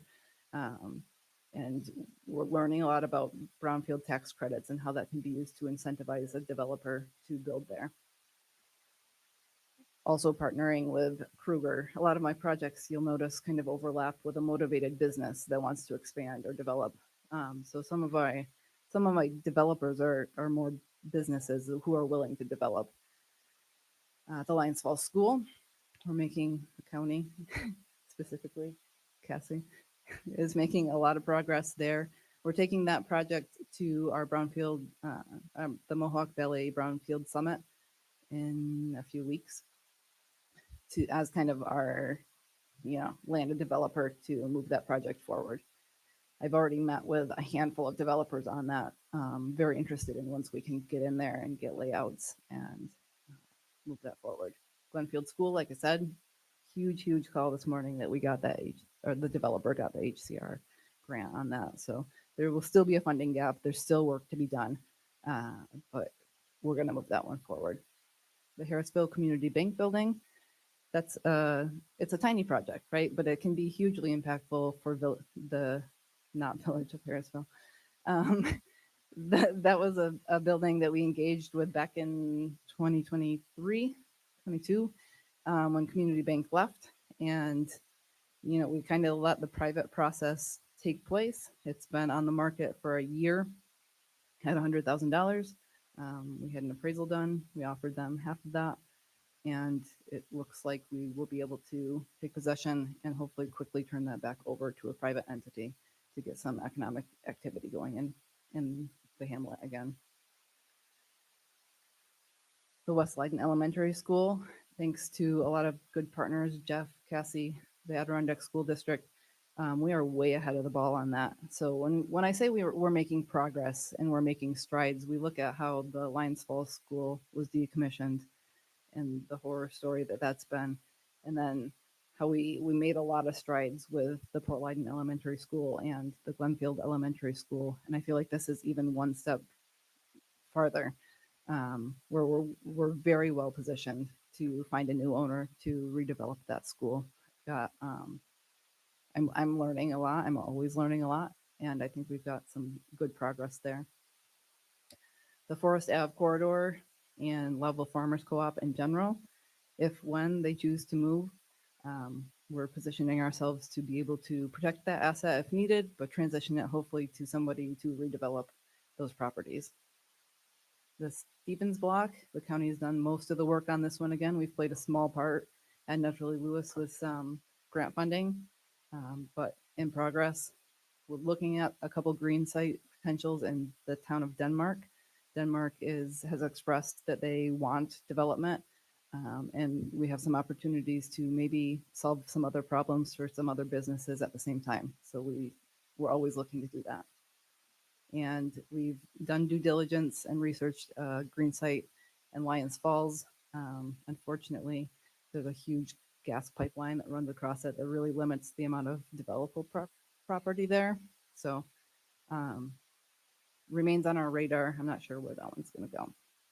And then I won't read through the list of new potential, but again, DRI funding is going to be announced hopefully very soon. A couple other grants. So we've got an exciting spring ahead, and that's just half of 3 years. Any questions? You guys have questions? He gets tired. As you talk about development, what are you looking at for possible employment numbers? What are you looking at? I mean, these jobs, these places come in, what are we looking at for possible employment for the county? Right, I don't have that right in front of me because some of these are so preliminary at this point. Getting the site developed is definitely overlaps with getting a business in there, but we don't always know that right away. For example, like the Lions Falls Mill upper site, we have no idea what's going to go in there yet. The Lions Falls School, we're looking at multi-use, so a lot of it could address housing rather than employment. And the state's always going to grade us on employment, but we need places for people to live as well. So it's a balance. I can get you, we're reporting on those numbers. I can get you those numbers. Yeah, I should address the funnel I put in front of you because not everybody looks at it like I do. It's kind of a sales kind of focus on the property development funnel. It's just showing kind of the properties that are floating above, they need to get through that filter of availability and infrastructure before they come into the funnel where we're really actively participating with them and then spitting out the bottom. Those are the 9 sites that we're looking at, at least 2 of them being green sites. You mentioned you got the funding came through just for the Glenfield School. How much are you still short yet? Do you know right offhand? You know, it's really a messed up system. They're probably at least 300,000 short. They've applied for a vacant property revitalization grant through the LCDC, which hopefully that will be considered. But every dollar they receive now will count against them in their HCR grant. So they really need to get 600,000 if they need 300,000. So it'll be a challenge, but we'll find it. It's worth it. I had a question, Cheyenne. Mhm. You know, when you're talking economic development in jobs, whether they're small jobs, you know, 10 people, 20, 300, I think the childcare element plays into a lot of effect of that. I think childcare itself, if you had a really robust childcare system here, that would just attract people as far as labor.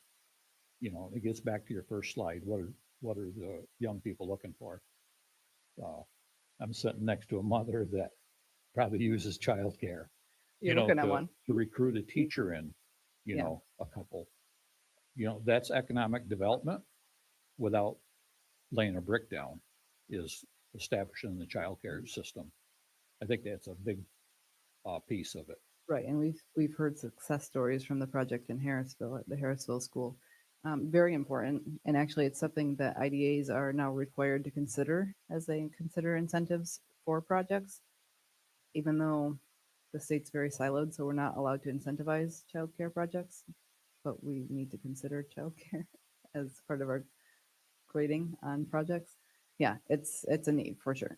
Yeah, labor is a big impact. I mean, craft cycles through people like crazy, and that's one of the biggest economic engines that's in here. The hospital's got close to probably 100 openings, so labor becomes, you know, you can have 4 or 5 big businesses. I don't believe Lewis County's set up with a big, large labor pool, so to speak, to make them little engines run. So it's kind of be, I think it's got to be part of that whole equation. Right. And that's something we need to balance is those jobs that we need and we need to fill, and at the same time creating more of the jobs that people want and will work at, and recognizing the different demographics of remote work, which is becoming more and more prevalent, gig work that's becoming more and more prevalent, and how we create it, for this presentation, the properties and sites that can support that. I think something worth noting too is the helping with business transition, like the town hall theater and the Crumbs Baker, not Crumbs, but the eatery right next door. So, I mean, those things are preventing vacant property and keeping those jobs there. So, I mean, without those properties being vacant, then we're saving ourselves a lot of money just by helping transition businesses. You're right. And that's something that's really hard for me to put projects on this list sometimes because I'm not going to put, or I guess we put Town Hall Theater on there as a success. But that was, I knew about something happening and somebody else approached me and said, I want to do something in downtown Lowville. And I said, and it happened. So can I list that as a success? I guess, because we, back in 2017, 2018, when I got hired, that was our goal to be the place people could come and get the connection they needed and be the one stop. And we're there. I've had 5 meetings over the past week where I'm just the connector and the puzzle solver. And so we're where we want to be, and we want to keep moving forward. And I think we're in a great spot. And some of those transitions are, a lot of these aren't new, right? They're transitioning one property to one use, from another use to a new use, or just keeping them from falling in, right? And readying them for the next buyer. I know you got comments, Larry. Other questions? I for just got Tom? one thing. I understand that right now in the village of Lowell that there is no available space open for future development. I mean, all the storefronts are full. Anybody that wants to come in, is there any plan to try and get something like, a strip mall or something like that open so that we can bring more into Lowville? There's definitely plans, and we're, like I said, we're trying not to be Lowville centric. We're trying to spread it out throughout the county. But yeah, the farmers co-op being one full street ripe for development, ready for it. The second and third floors of the downtown buildings, that's what do I have it listed on here? The Naturally Lewis office building. I think we might have a developer to take that project on instead of the IDA doing it. Getting our second floor so that people can rent offices up there. So there's actually plenty of space. We just need to use it better and get it revitalized. Else? If not, thank you very much, Cheyenne. Thank you. Very informative. Then I guess we'll move on to draft resolutions. Okay, the first one is authorizing the Lewis County Information Technology Director to submit a New York State Dishes Cybersecurity Grant Program application for up to $50,000 and authorizes acceptance of grant award and directs the treasurer to appropriate the awarded funding into the correct accounts if awarded to Lewis County. Questions or comments? All in favor, aye. Opposed? Carried. Authorizing the reclassification of a position in the Real Property Department to abolish one full-time assessor grade 27 and create one full-time assessor grade 30 effective immediately. Questions or comments? All in favor, aye. Opposed? Carried. Authorizing the application for FEMA mitigation grant program funding to complete a hydraulics and hydrology study with updated LiDAR mapping not to exceed $975,000 with a 25% local share requirement, and authorizes acceptance of grant award and directs the treasurer to appropriate the awarded funding into the correct accounts if awarded to Lewis County. Questions or comments? Going to start spending money on this before the grant is applied for? If I look at it back into it and I was reading it, it sounds like we're giving authority to work on it already. Is that true? On section 1? So we're waiting until the grant's awarded. Yep, working on a variety of things, but we're not working on the specific project that this would fund. Okay, thank you. All in favor, aye. Opposed? Carried. Authorizing award and agreement with Titan Roofing of Springfield, Massachusetts to undertake roof replacement and abatement services at the former Lions Falls School Building at a cost not to exceed $345,000, with compensation payable under this agreement coming from the Secured Restore New York and New York Main Street grants. Questions or comments? What was the last contractor's bid at? What was his cost? 275, 280, something like that. quite huge coming in. We had a problem with that. Else? All in favor, aye? Opposed? Carried.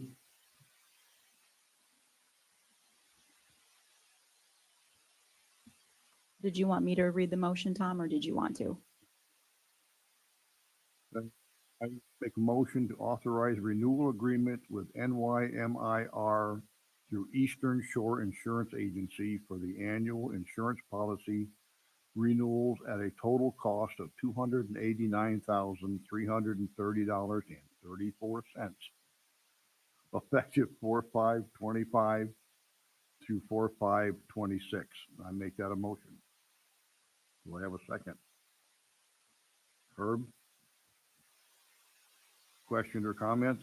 Yeah, Tom, what is that insurance for? That's our Oh, general general. overall. liability Yeah, and, general. and Okay. property and everything. Thank you. Any other questions?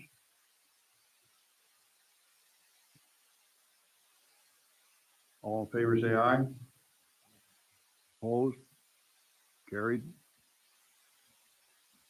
And I pretty much takes care of everything is scheduled. We do have an executive session for attorney-client privilege on social media.